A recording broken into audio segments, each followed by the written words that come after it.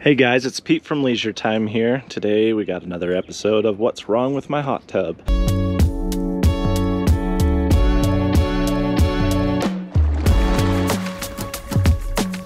Now we can take a look at the Moto Massage to see what's going on there. Okay, so now I can feel some pressure coming off because I had the wrong jet pump on. But it is not whipping up and down, it's just shooting straight up. Again, we want to mess around with our air mixture valves just to make sure we're getting the proper air coming in. And yeah, it's not going up and down. Let's double check the other one on the other side too.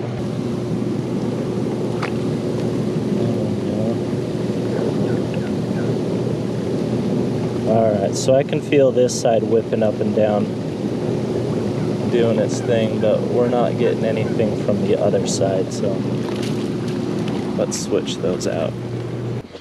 Alright, so to remove this, you have two screws on the top and one screw on the bottom, and those screws are covered up by a little plastic cover piece, and so I'm just going to use a little flat blade screwdriver to pop those pieces off. Now, I've done these Moto massages enough times that I've gotten pretty good at changing them out, especially with water still in the tub. Now, if you're doing it by yourself, you might just kind of want to wait until the next time you drain and fill your hot tub, and that way you can drain the tub and take that apart and put the new ones in without water in it, because it's just going to be easier to do it without water in it. But like I said, I've gotten pretty good at this. It can be kind of difficult because the water makes it harder to see, you know, your depth perception and everything, trying to get the screw in the right place. And those Moto Massage jets thread in the very back of that bucket, and that can be hard to see underwater too.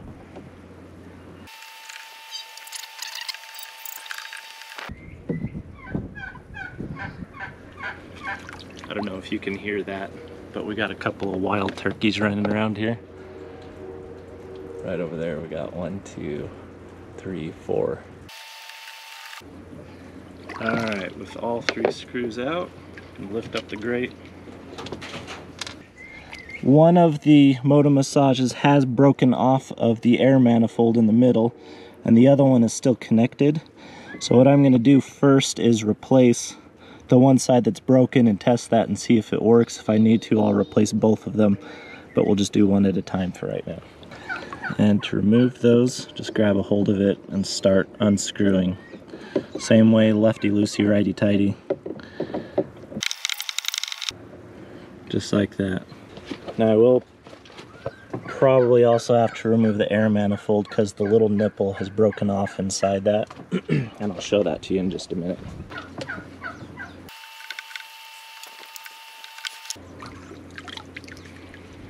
Okay, so that just pops right off the nipple that's in the back. And as you can see, there's a broken off piece in there that we either have to try and get out, or we can just replace the air manifold.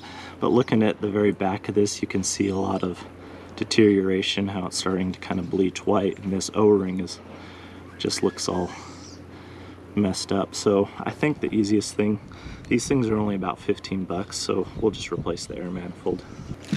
Okay, new air manifold, part number 73540, and new Moto Massage, the dual jet, is 73542. Now, you might say, well, what do you mean dual Moto Massage? So there's a dual and a single, and I'll show you what the difference is there. The dual one is only going to have this little nipple coming off here and no air hose, whereas the single does have the air hose on here, as the dual is meant for putting 2 on an air manifold. And so if you have a smaller tub like an SX that uses a single Moto jet, that's a 73307. Basically they're the same part, but this one comes with the air tube already connected, and if you're in a tight spot you can pop that one off and use the dual one on there, but we'll just replace it with the dual. So on the head of these you can see that there's a line that's been put into the head. And that's sort of our orientation line. What we want to do is once we screw that into the bucket, we want to make sure that line is nice and straight and not like cocked sideways or something like that, because otherwise it's not going to line up with our air manifold here to plug in and be able to whip up and down properly, because if it's off this side it can't bend the right way. So we want to make sure that line is nice and straight. There's been a few times when I've thought maybe I should put on a pair of goggles and just dip my head into here so I can see what I'm doing, but a lot of times I just get lucky and I can line up the threads with the hole. Like I said, it's in the very back of that bucket. You also want to kind of be careful not to cross thread it, but thread it on nice and easy. It looks like I got lucky again. That's threaded on there. Give it, I don't know, it seems like 4 or 5 turns until you get to the point where it starts getting tight, but you can still turn it. That's when you want to just line up your orientation lines so it's nice and straight across with the other one. Now we can take our new air manifold. Let's see the difference there, how it's a darker blue on the new one, and the lighter one is again starting to kind of bleach white. And there's no broken off nipple piece inside the hole there. So when you're putting this on, you want to make sure again that's going to be nice and flush with the other orientation lines, and you push that. Just there's a nipple in the very back of the bucket that you just want to push that hose right onto, and the only thing that's keeping it on there is just the pressure of pushing it on and this little O-ring here. Gotta roll my sleeves way up to reach back there. Just feel around for that nipple, push it on. Okay, now this is the tricky part, and it's hard to do. It's really hard to explain, but you kind of have to almost bend the head of that Moto Massage jet out away from the air manifold so that you can slip it onto the nipple of the head, and then do the same thing on the other side. If that doesn't make much sense to you, again, it's hard to explain. You just kind of have to do it a few times to know how to do that. So now that that's put back together, before we put the grate back on, we'll just hit the jets. Jet number 1 that controls the Moto Massage. There you can kind of see it whipping up and down. That's what we want to see. I can see over on the other side it's whipping up and down too. So we're good to go there. You can turn the pumps back off. And we'll put the grate back on. This can be difficult with water in the tub too, but what I like to do is drop the screw down into the hole. And then I'm going to stick my screwdriver into it.